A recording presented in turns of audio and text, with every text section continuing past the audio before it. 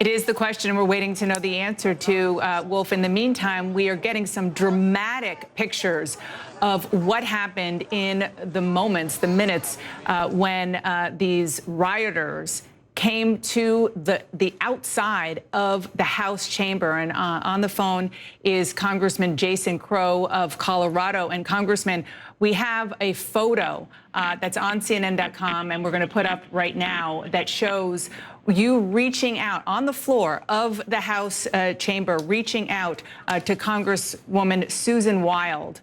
And you are, there you go, and you are, looks like you're trying to comfort her. Take us in that moment. What was going on? Yeah, that was a very, very difficult time. I haven't been in a situation like that since, frankly, I've been in Iraq and Afghanistan as an Army Ranger. We were actually trapped in the House chamber at that time. The mob had descended and broke through the security cordon of the Capitol. They had already evacuated the leadership and the members who were on the floor. But those of us who were up in the gallery watching the debate had been trapped because the mob closed off the stairwells and had surrounded the chamber. So the police weren't able to get us out. So they actually closed and locked the doors and started to take furniture and barricade the doors and the windows with furniture as the mob tried to ram them down and was breaking through the windows. The police had their guns out and were prepared to defend us on the floor. But we were told to lay down.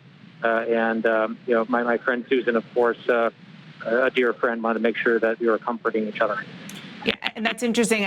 Now that I look at it, it makes sense. You were up, sort of looking down on the House floor in the gallery. You mentioned you were a U.S. Army Ranger. You did 3 tours of duty in Iraq and Afghanistan. You were an 82nd Airborne Platoon leader. You were awarded the Bronze Star. How did that experience play into the moment that we're seeing now and what you just described in the beacon of, and the home of democracy, the U.S. Capitol, as an elected member of Congress? Well, when I was an Army Ranger, I was trained to fight. And I joined because I love America, I love our country, and I've always wanted to defend her. And, you know, I went abroad and served 3 combat tours in Iraq and Afghanistan to do that. I never thought that I would have to be in a situation of having to fight, certainly as a member of Congress, the United States Capitol on the House floor in the year 2021. It's surreal, and to be honest with you, I'm still processing that experience and coming to terms with it. But you know, we have some very serious questions that we need to answer here in the days ahead about what this means and what we have to do to respond to it. And as we were speaking, Speaker Pelosi announced that the process is going to resume tonight. Do you know anything about what the plans are and how quickly that is going to begin? Well, I think it's important that we do resume it tonight. It's our understanding that they are clearing, or maybe they've already cleared the Capitol at this point. We have to go back as soon as we can, and we need to complete this work, certify this election, and move our country forward. We will not be intimidated. We will not be browbeat. We will keep doing our work. It's the people's work, and the vast, vast majority of Americans are good, decent, hardworking people. Their voice will be heard. Their votes will be counted, and they will either be counted tonight or they will be counted tomorrow. But we will get this work done. Congressman Jason Crow, thank you so much for calling in, and thank you for everything that you've done there. And you're absolutely right. There are so many questions that I know you're asking, everybody's asking about how this happened, these pictures. That's one of them. Lots of other pictures of these rioters sitting at desks they should never be sitting at on the House floor, on the Senate floor. Thank you so much. Jake, I know you have a lot of relationships with members of Congress who were in the military, and they come to Congress as, you know, at the next step in their service to this country, and, you know, just a different form of service.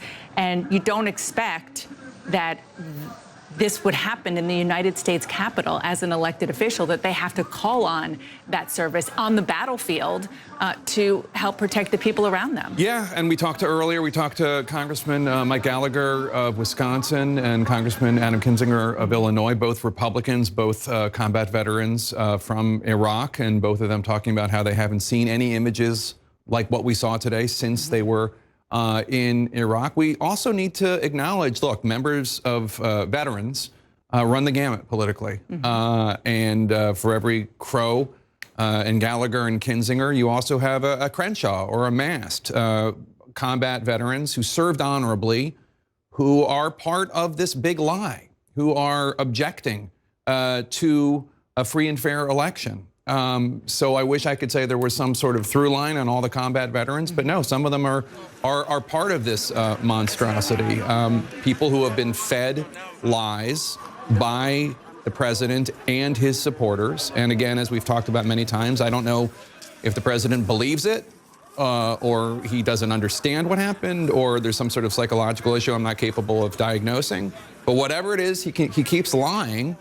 And you see the domestic terrorism that results, which is exactly what this is. Domestic terrorism by Trump supporters. And as all of this is happening, you're hearing almost parallel conversations unfolding in Washington and elsewhere among elected officials. You have Democrats talking openly about, even at this late stage with 14 days left, bringing articles of impeachment against this president, top Democrats, not, lower level rank and file members, but people in senior leadership talking about that. And you also have Republicans, several of them, now talking about whether the 25th Amendment should be invoked. The Vermont governor, Phil Scott, just a few minutes ago tweeted that President Trump should resign or be removed from office by his cabinet or by Congress. He is a Republican, an anti-Trump Republican, but a Republican nonetheless. And that is a very significant statement. This is a president who only has days left, but clearly people in positions of power and positions of government in this country are more alarmed now than they have been in the past. And the reality is we very well could be facing the darkest 14 days of this presidency yet. We just have a few weeks left, but this is a president who's becoming increasingly desperate.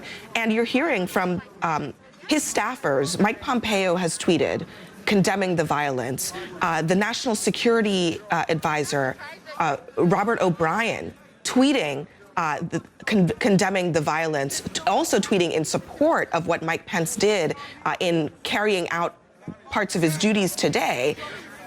It suggests that people around the president, even the ones who are still working for him, want to distance themselves from what he is doing today, which is inciting this violence. In this last tweet, encouraging this violence, patting his supporters on the back for this violence. So there's something happening here.